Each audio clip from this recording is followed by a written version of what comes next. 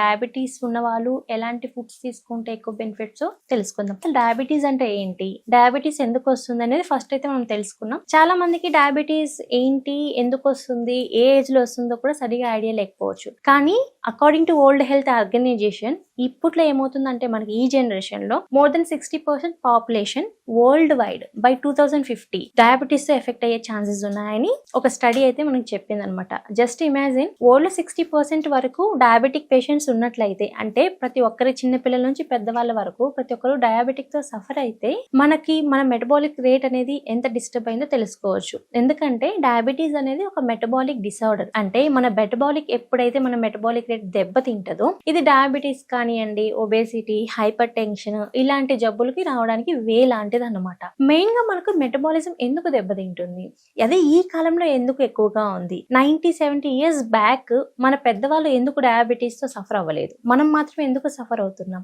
ఈ డయాబెటీస్ అనేది ఏజ్ తో సంబంధం లేకుండా ప్రతి ఒక్కరు ఎందుకు సఫర్ అవుతున్నారు, ఇలాంటివి మనం తెలుసుకున్నట్లయితే డయాబెటీస్ ని రాకుండా ఈజీగా ప్రివెంట్ చేసుకోవచ్చు. సో మన పెద్దవాళ్ళతో పోల్చుకున్నట్లయితే మనం తీసుకునే ఫుడ్ లో న్యూట్రియంట్స్ అనేవి చాలా తక్కువగా ఉన్నాయి. అండ్ మనము ఎక్కువగా రిఫైన్డ్ ఫామ్ లో తీసుకుంటున్నాం. మనం యూజ్ చేసే ఆయిల్స్ కానివ్వండి, మనం తీసుకునే అన్నం కానివ్వండి, రైస్ ఏదన్నా సరే తీసుకోండి, రిఫైన్డ్ ఫామ్ ఎక్కువగా ఉందన్నమాట. అంటే దాని మీద ఉండే పొట్టులో మనకి చాలా మంచి న్యూట్రియంట్స్ ఉంటాయి. ఆ మంచి న్యూట్రియంట్స్ అంతా తీసేసి న్యూట్రియంట్స్ లేని ఫుడ్ మనం ఎక్కువగా తీసుకుంటున్నాం. ఆయిల్స్ కూడా మనం వాడే ఆయిల్స్ అన్ని రిఫైన్డ్ ఆయిల్. దీంతో కాకుండా ఒక్కసారి కోల్డ్ ప్రెస్డ్ ఆయిల్ యూజ్ చేసి చూడండి, దాంట్లో కావాల్సిన వైటమిన్స్ అన్ని ఉంటాయి. సో మనం 1 spoon cold pressed oil use చేస్తే 1 spoon cold pressed oil equal to 3 spoon refined oil. మనకి ఎక్కడ ఎక్కువ బెనిఫిట్స్ వస్తున్నాయి? మనము పాత పద్ధతుల్ని తీసుకున్నట్లయితే పాత పద్ధతుల్లోనే మనకి కావాల్సినంత బెనిఫిట్స్ వస్తున్నాయి. అంటే మన మెటబాలిక్ రేట్ అనేది దెబ్బతినదు. మన బాడీకి, మన ఆర్గాన్ ఫంక్షన్ కి కావాల్సిన అన్ని న్యూట్రియంట్స్ పుష్కలంగా వస్తున్నాయి. కాబట్టి మెటబాలిక్ డిసార్డర్స్ కానీ, క్రోనిక్ ఇష్యూస్ కానీ ఇలాంటి ప్రాబ్లమ్స్ రాకుండా మనం ప్రివెంట్ అనేది చేసుకోవచ్చు. ఇప్పుడు డయాబెటీస్ తో చాలా మంది సఫర్ అవుతున్నారు. అండ్ డయాబెటీస్ ని మనం క్యూర్ చేయలేం, కానీ డయాబెటీస్ ని మనం ఆల్వేస్ కంట్రోల్ చేసుకోవచ్చు. ఈ డయాబెటీస్ ని మనం ఎలా కంట్రోల్ చేసుకోవచ్చు అంటే, మనం తీసుకునే ఫుడ్ లో ఎలాంటివి ఇంక్లూడ్ చేసుకుంటున్నాం అనే దాన్ని బేస్ చేసుకొని మనం కంట్రోల్ చేసుకోవచ్చు అనమాట. ఇప్పుడు మనము డయాబెటీస్ కి ఎలాంటి ఫుడ్స్ యూజ్ అవుతాయి తెలుసుకున్నాం. మెయిన్ గా హోల్ గ్రెయిన్స్ కానివ్వండి, మిల్లెట్స్ కానివ్వండి, ఎనీ దాల్స్ అంటే పప్పులు కూడా ఎక్కువగా ఉండాలి, ఆకుకూరలు, కూరగాయలు అండ్ కొన్ని టైప్ ఆఫ్ ఫ్రూట్స్ ఇలాంటివి మనం తీసుకునే డైట్ లో రోజు యాడ్ చేసుకోవడం వలన మనకి గ్లూకోజ్ లెవెల్స్ స్పైక్ అవ్వకుండా ఉంటాయి. అంటే వీటిని మనము సూపర్ ఫుడ్స్ గా డయాబెటిక్ వాళ్ళకి కన్సిడర్ చేయొచ్చు. ఫర్ ఎగ్జాంపుల్, మనం తీసుకునే ఫుడ్ లో మార్నింగ్ బ్రేక్ఫాస్ట్ లో మనం ఏం తీసుకుంటాం? ఎక్కువగా ఇడ్లీ కానివ్వండి, దోశ కానివ్వండి, ఇలాంటివి ఎక్కువ తీసుకుంటూ ఉంటాం మన సౌత్ లో. ఇడ్లీ అండ్ దోశ తీసుకోవడం వల్ల మనకి ఏమవుతుందంటే గ్లైసిమిక్ ఇండెక్స్ అనేది, అంటే ఇడ్లీ తీసుకుంటే గ్లూకోజ్ లెవెల్స్ స్పైక్ అయ్యే ఛాన్సెస్ ఉంటాయి. ఇది చాలా మందికి ఐడియా ఉండదు. మనం ఎక్కువ రిఫైన్డే వాడుతున్నాం, రిఫైన్డ్ రైస్ వాడుతున్నాం, రిఫైన్డ్ దాల్ వాడుతున్నాం. అండ్ దీంతో పాటు ఫిజికల్ యాక్టివిటీ తక్కువగా ఉంటుంది కొంతమందికి. దీని వల్ల కూడా ఇడ్లీ ఇలాంటివి తీసుకోవడం వల్ల ఏమవుతుందంటే గ్లూకోజ్ లెవెల్స్ స్పైక్ అవుతాయి. అది చాలా మందికి ఐడియా లేకపోవచ్చు. కానీ మనం తీసుకునే బ్రేక్ఫాస్ట్ లో ఇడ్లీ కన్నా దోశకి బదులుగా మనము హెల్దీ బ్రేక్ఫాస్ట్ అంటే ఎక్కువగా దాల్ ఉండేటట్టు కానివ్వండి, స్ప్రౌట్స్ ఉండేటట్టు, చిల్లాస్ కానివ్వండి, దీంతో పాటు రైస్ లేకుండా ఓన్లీ దాల్తో చేసిన పెసరట్టు, దాంట్లోకి ఆనియన్స్, నార్మల్గా గ్రౌండ్ నట్ చట్నీ కాకుండా మనం మామూలుగా పుదీనా చట్నీ కానివ్వండి, కొత్తిమీర చట్నీ ఇలాంటివి మనం రీప్లేస్ చేసుకుంటే గ్లూకోజ్ లెవెల్స్ స్పైక్ అవ్వవు అనమాట. అంటే మన బాడీకి కావాల్సిన ప్రోటీన్ అనేది మనము బ్రేక్ఫాస్ట్ లో ఎక్కువగా తీసుకోవాలి. ప్రోటీన్ తీసుకుంటే మనకి ఏమవుతుందంటే గ్లూకోజ్ లెవెల్స్ స్పైక్ అవ్వవు. అది ఒక సూపర్ ఫుడ్ అని చెప్పొచ్చు. వెయిట్ మేనేజ్మెంట్ కి యూజ్ అవుతుంది.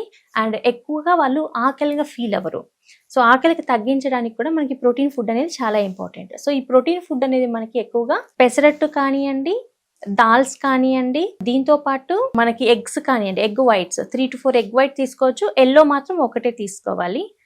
హెల్దీ బ్రేక్ఫాస్ట్ గా స్ప్రౌట్స్, మూంగ్ దాల్ స్ప్రౌట్స్ కానివ్వండి, కుక్కుడు స్ప్రౌట్స్ కానివ్వండి, with little amount of poha, ఇలా మనము మిక్స్డ్ వన్ తీసుకుంటున్నట్లయితే మన బాడీకి కావాల్సిన ప్రోటీన్ వస్తుంది. కాబట్టి గ్లూకోజ్ లెవెల్స్ స్పైక్ అవ్వకుండా ఉంటాయి అన్నమాట. సో అది మనం ఒక హెల్దీ ఫుడ్ అని చెప్పొచ్చు, సూపర్ ఫుడ్స్ ఫర్ డయాబెటీస్ అని చెప్పొచ్చు. లంచ్ లో మనం రైస్ తీసుకున్నంత డెఫినెట్లీ రైస్ తీసుకోవచ్చు, బట్ క్వాంటిటీ ఎంత తీసుకుంటున్నాం అనేది కూడా ఇంపార్టెంట్. చాలా మంది డైట్ లో మెయిన్ గా చేసే మిస్టేక్ ఏంటంటే రైస్ అనేది క్వాంటిటీ ఎక్కువగా ఉంటుంది, దాంట్లోకి వెజిటేబుల్స్ కానీ దాల్ కానీ రిమైనింగ్ మన బాడీకి కావాల్సిన న్యూట్రియంట్స్ ఏ ఫుడ్ నుంచి వస్తాయో ఆ ఫుడ్ మనం తక్కువ యాడ్ చేసుకుంటున్నాం. ఒక్కసారి ఇలా ట్రై చేయండి, రైస్ తగ్గించండి, రైస్కు బదులుగా పప్పులు కానివ్వండి, ఏదైనా సరే ఎగ్స్ కానీ, చికెన్ బ్రెస్ట్ కానీ, ఫిష్ కానీ ఇలాంటివి కొద్దిగా ఎక్కువ ఇంక్లూడ్ చేసి వెజిటేబుల్స్ మనం తీసుకున్న రైస్కి డబుల్ యాడ్ చేయండి, కర్డ్ తీసుకోండి, అది ఒక బ్యాలెన్స్డ్ మీల్ అనమాట. సో మన బాడీ కావాల్సినంత న్యూట్రియంట్స్ వస్తూ ఉంటాయి కాబట్టి అది కూడా ఒక సూపర్ ఫుడ్ ఫర్ డయాబెటిక్ అని చెప్పొచ్చు. డిన్నర్కి హెవీ మీల్ కాకుండా, చపాతీ కాకుండా, చాలా మంది డయాబెటీస్ ఉన్న వాళ్ళు చపాతీని లైట్ ఫుడ్ అనుకుంటూ ఉంటారు. చపాతీ కన్నా మనకి చాలా బెటర్ ఆప్షన్స్ ఉన్నాయి. దాంట్లో నెంబర్ 1 ప్లేస్ వచ్చి మిల్లెట్స్కి వెళ్తుంది. మిల్లెట్ కిచడీ లాగా మనం తీసుకున్నాం అనుకోండి, ఒక cup with lot of vegetables, అది కూడా డయాబెటీస్ ఉన్న వాళ్ళకి సూపర్ ఫుడ్ అని చెప్పొచ్చు. మెయిన్ గా డయాబెటీస్ ఉన్న వాళ్ళు గ్లూకోజ్ లెవెల్స్ ని కంట్రోల్ చేయడానికి ఫైబర్ రిచ్ ఫుడ్స్ అంటే గ్రీన్ లీఫ్ వెజిటేబుల్స్ కానివ్వండి, పప్పులు కానివ్వండి, ఇలాంటివి ఎక్కువగా ఇంక్లూడ్ చేసుకోవాలి. ప్లస్ వాటర్ ఇంటేక్ అనేది కరెక్ట్ గా ఉండాలి, కనీసం 3 లీటర్స్ వరకు రోజు తీసుకోవాలి. మిల్లెట్స్ అంటే హోల్ గ్రెయిన్స్, ఏదైతే పొట్టుతో ఉన్న పదార్థాలతో మనం ఎక్కువ తీసుకుంటామో దాంట్లో క్రోమియం అనే మైక్రోన్యూట్రియంట్ అనేది ఉంటుంది. ఈ క్రోమియం అనే మైక్రోన్యూట్రియంట్ మన ప్యాంక్రియాస్ ఫంక్షన్ ఇంప్రూవ్ చేసి ఇన్సులిన్ రెసిస్టెన్స్ ఇంప్రూవ్ చేస్తుంది. కాబట్టి డయాబెటీస్ ఉన్న వాళ్ళకి whole grains the super foods అని చెప్పొచ్చు. సో ఈరోజు మనము డయాబెటీస్ ఉన్న వాళ్ళు ఎలాంటి ఫుడ్ తీసుకుంటే ఎలాంటి బెనిఫిట్స్ వస్తాయి తెలుసుకున్నాం కదా. ఇంకొక రోజు మనం ఇంకొక మంచి టాపిక్తో కలుద్దాం. అప్పటి వరకు బై.